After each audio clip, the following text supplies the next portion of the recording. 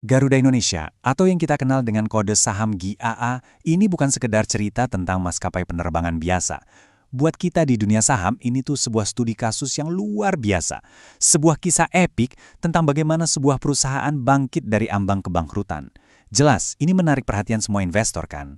Nah, pertanyaan terbesarnya buat kita sebagai investor ya ini. Apakah GIAA ini kesempatan emas buat kita ikut terbang tinggi? Atau jangan-jangan ini malah investasi yang penuh resiko dan siap-siap kena turbulensi lagi? Yuk kita bedah sama-sama. Oke, dalam analisis kali ini kita akan bahas semuanya secara terstruktur ya. Kita mulai dari gimana ceritanya Garuda bisa diselamatkan, terus kita timbang sisi optimis dan pesimisnya, kita lihat evaluasi harganya, dan yang terakhir, kita siapkan kerangka berpikir buat keputusan investasi Anda. Baik, mari kita mulai perjalanan kita dengan sedikit kilas balik. Supaya kita benar-benar paham potensi Garuda ke depan, kita harus ngerti dulu separah apa sih krisis yang mereka hadapi sebelum ada aksi penyelamatan besar-besaran ini. Coba perhatikan baik-baik deh perbandingan yang super dramatis ini. Di kiri, kita lihat ekuitasnya negatif 1,35 miliar dolar. Angka ini tuh artinya secara harfiah, utang perusahaan ini jauh lebih besar dari semua aset yang dia punya. Tapi dengan satu gebrakan, angkanya langsung berbalik jadi positif 91,9 juta dolar. Ini bukan cuma perbaikan biasa, ini namanya kelahiran kembali neraca keuangan. Dan inilah angka ajaib yang jadi bahan bakarnya, 23,7 triliun rupiah. Angka inilah yang jadi jantung dari keseluruhan cerita turnaround Garuda. Tanpa suntikan modal segede ini, wah, kita mungkin nggak akan bahas GIAA sebagai peluang investasi hari ini. Suntikan dana tadi bukan cuma ngisi kas perusahaan loh, tapi juga merombak total struktur kepemilikannya. Sekarang, Danantara, sebuah entitas yang didukung penuh oleh negara, itu megang kendali lebih dari 91%. Ini sinyal yang kuat banget. Ada raksasa di belakang yang mendukung setiap langkah pemulihan Garuda. Oke, setelah kita lihat gimana Garuda diselamatkan, sekarang waktunya kita lihat ke langit yang biru. Apa aja sih faktor-faktor yang bisa bikin harga saham GIA ini terbang tinggi? Yuk kita dalami argumen-argumen dari para investor yang paling optimis. Manajemen Garuda ini nggak cuma berharap pada keberuntungan ya. Mereka punya blueprint yang jelas, sebuah rencana transformasi 11 poin yang ambisius. Tapi biar gampang, bisa kita rangkum jadi 4 pilar utama ini.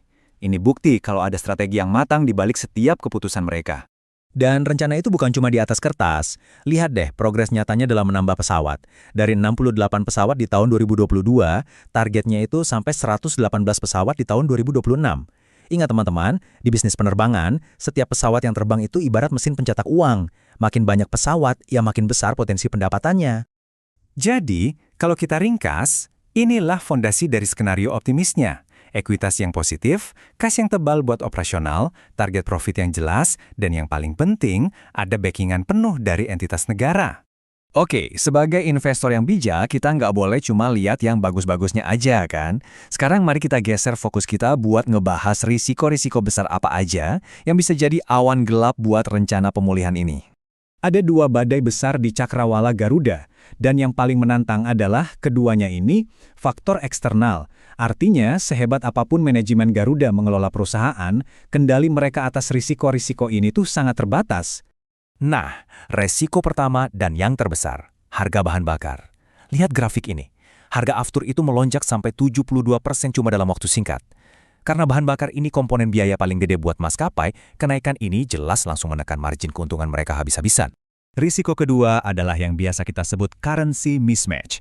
Gampangnya gini deh, bayangin Anda digaji pakai rupiah, tapi semua tagihan utama Anda, cicilan rumah, mobil semuanya harus dibayar pakai dolar. Nah, itulah yang dihadapi Garuda.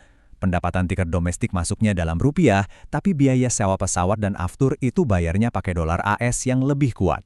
Dan inilah dampak nyatanya. Waktu rupiah melemah sekitar 20%, dari 14 ribuan jadi 17 ribuan per dolar, setiap dolar yang harus dikeluarkan Garuda jadi jauh lebih mahal. Ini tuh kayak lari nanjak sambil bawa beban tambahan. Udah harga afturnya tinggi, kena tekanan kurs pula. Setelah kita timbang sisi positif dan negatifnya, sekarang kita masuk ke bagian yang paling krusial buat seorang investor, valuasi. Sebenarnya berapa sih harga wajar dari saham GIAA ini? Nah, slide ini rangkuman semua angka pentingnya. Harga pasar sekarang kan ada di sekitar Rp73. Tapi, yang menarik banget itu harga 75, ini harga waktu Danantara masuk lewat private placement. Banyak yang melihat angka ini sebagai lantai atau support yang kuat. Dan kalau kita lihat ke atas, potensi kenaikannya signifikan banget, dengan target dari para analis di rentang 150 sampai 220. Pentingnya harga 75 ini juga ditegaskan sama kutipan dari analis ini. Jadi ini bukan sekedar angka biasa ya, tapi udah jadi semacam jangkar psikologis buat pasar. Logikanya, kalau investor raksasa dengan dana triliunan aja berani masuk di level ini, itu bisa kasih kepercayaan diri yang besar buat investor lainnya. Oke, kita sudah membedah sisi terang dan gelap dari investasi di Garuda. Sekarang, ayo kita satukan semua kepingan puzzle ini untuk membantu Anda membangun sebuah kerangka keputusan investasi yang solid. Pada akhirnya, inilah persimpangan jalan yang harus kita hadapi. Di satu jalur ada landasan pacu yang cerah, dukungan penuh pemerintah, neraca keuangan sehat, dan potensi cuan yang luar biasa. Tapi di jalur lain ada awan badai yang pekat, risiko eksternal yang nggak bisa dikontrol, dan tantangan eksekusi rencana yang nggak bisa dianggap enteng. Para analis pun setuju. GIAA saat ini masuk dalam kategori saham high risk, high reward. Potensi untungnya gede, tapi ya potensi risikonya juga sebanding. Ini jelas bukan buat investor yang nggak siap sama gejolak harga. Jadi setelah semua ini, apa sih yang jadi penentu utamanya? Keberhasilan investasi ini berdiri di atas 3 pilar. Pertama, seberapa jago manajemen menavigasi badai biaya bahan bakar dan nilai tukar. Kedua, seberapa disiplin mereka mengeksekusi rencana transformasi.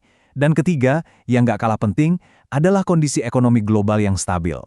Ini bisa jadi angin pendorong atau malah angin penahan bagi seluruh industri.